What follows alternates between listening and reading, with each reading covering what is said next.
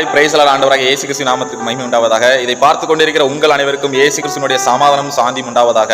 நாம் எப்படி இருக்கிறோம் என்பதை பார்த்து வருகிறோம். இந்த நாளில் கூட கிறிஸ்துக்குள் நாம் எப்படி இருக்கிறோம் என்பதை பார்க்க போகிறோம். வேதம் இப்படியாக கூறுகிறது. 1 யோவான் 2 அதிகாரம் அதனுடைய 12 வசனத்தில், பிள்ளைகளே அவருடைய நாமத்து நிமித்தம் உங்கள் பாவங்கள் மன்னிக்கப்பட்டிருக்கிறதுனால் உங்களுக்கு எழுதுகிறேன் என்று சொல்கிறார். இங்கே பிள்ளைகளை என்று சொல்லுகிறது யாரை குறித்து என்றால், தேவனை ஏற்றுக்கொண்டு, அதாவது கிறிஸ்து இயேசுவை ஏற்றுக்கொண்ட அனைவரும் தேவனுடைய பிள்ளைகள் என்று வேதம் கூறுகிறது. அந்த பிள்ளைகளை குறித்து தான் இங்கு சொல்லப்பட்டிருக்கிறது. கிறிஸ்துக்குள் இருக்கிறவர்களை குறித்து தான் இங்கு சொல்லப்பட்டிருக்கிறது. அவர்களுடைய பாவங்கள் தான் யாருடைய நாமத்தின் நிமித்தம் மன்னிக்கப்பட்டிருக்கிறது?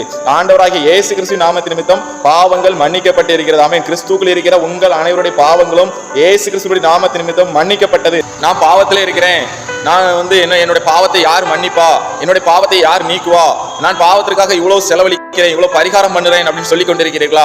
ஆண்டவராகிய இயேசு கிறிஸ்து உங்கள் பாவத்தை அவர் சிலுவையில் ஏற்றுக்கொண்டு அது நிமித்தம் உங்களுடைய பாவங்கள் மன்னிக்கப்படுகிறது, உங்கள் பாவங்கள் நீக்கப்படுகிறது. உங்களுக்கு நீங்கள் பரிகாரம் செலுத்த வேண்டியதில்லை, அவரே தன்னை பரிகாரமாக செலுத்தி